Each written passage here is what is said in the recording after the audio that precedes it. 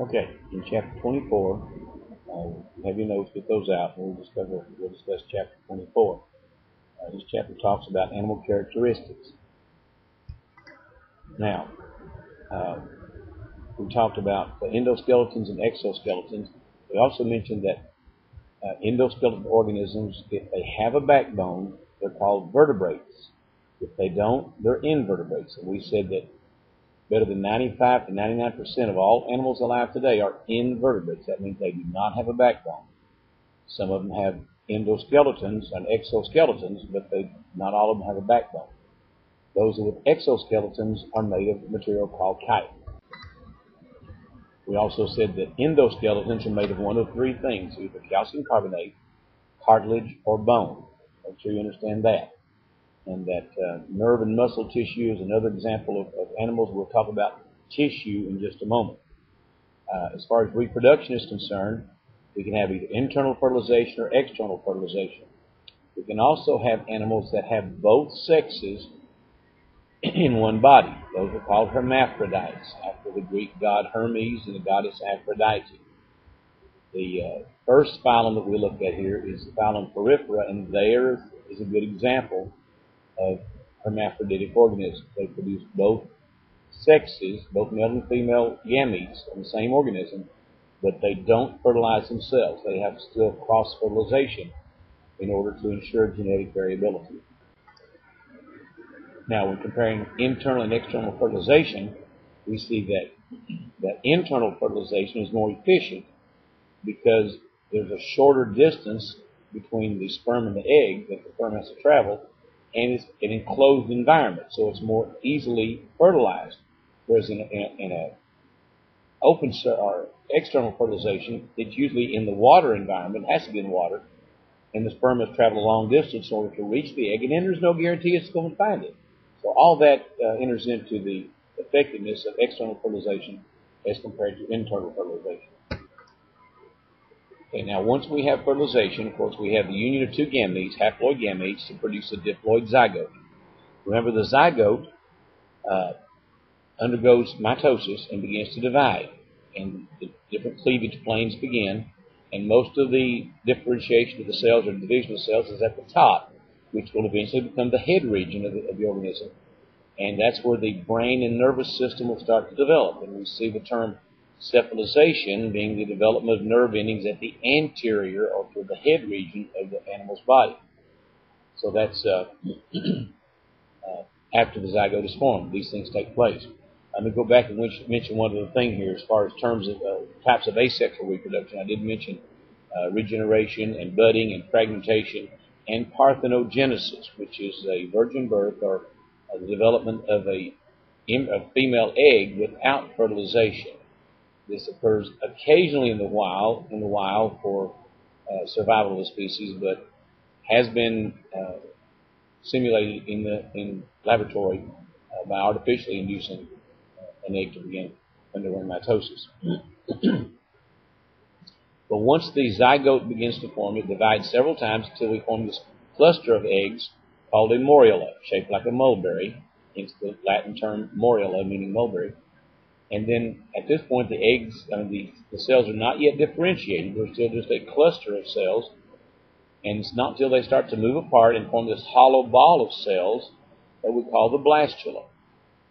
Now, all those pictures can be found in your book, starting on page 696. You'll see the zygote, the morula, the blastula, and then by the time it's a blastula stage, remember, those are just one cell layer of cells that hasn't differentiated yet.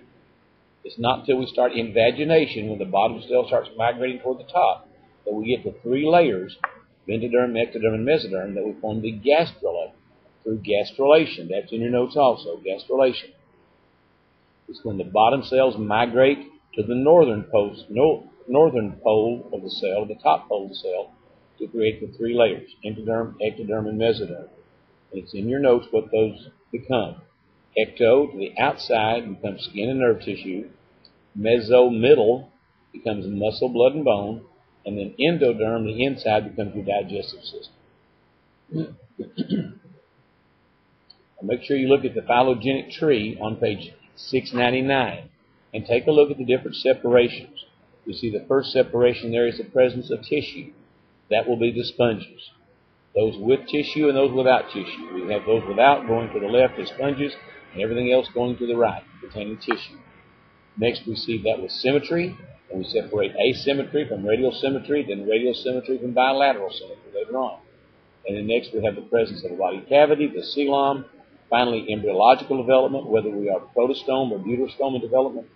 And lastly, our shape, morphology. And of course, morphos, M-O-R-P-H-O-S, the prefix morphos means shape. So add that to your prefix and suffix list. As far as symmetry is concerned, we have three types. We've got asymmetrical, which is no definite shape. Radial symmetry, which is divisible in any way as long as it passes through that central axis. The starfish is an example of radial symmetry. The hydra, which we saw today, is an example of radial symmetry. Bilateral is visible in two equal halves, and humans would be an example of that bilateral symmetry. All that's in your notes. Make sure you get to see that. Now, going along with the development from cephalization from anterior to posterior, let's talk about those four terms. I drew on the board, think of a dog. It wasn't a dog, but think of drawing of a dog. If we talk about the direction anterior, we're talking about toward the dog's head. If I mention posterior, toward the dog's tail. Ventral would be toward his belly, and dorsal is toward your back.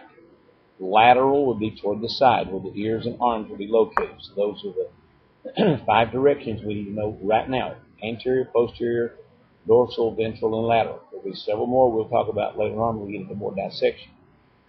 Now, the second thing that separates organisms in the phylogenetic tree is the body system, the body cavity. And we see here that we have what's called a coelom, C-O-E-L-O-M, or a body cavity. That's on the second page of your notes.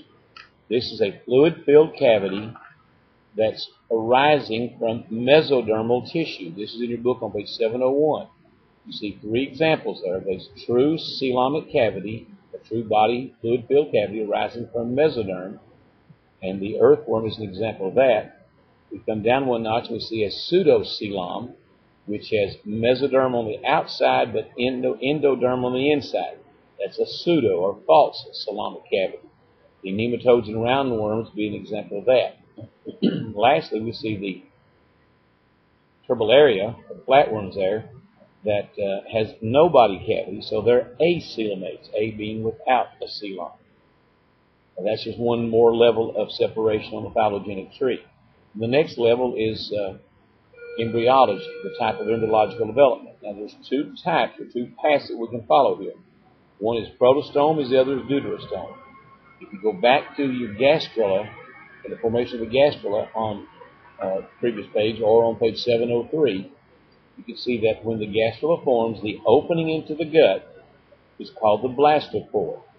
Now, if we look in your notes, the blastopore on the protostomes becomes the mouth, and it develops a new anus at the top. Whereas in deuterostome, the more advanced development, the blastopore remains the anus, and we develop a new mouth at the anterior region of the gastrula. So look at that drawing on page 703. Make sure you understand the difference between protostome development and deuterostome development in terms of what the blastopore becomes. Okay, now let's take a look quickly at the phylum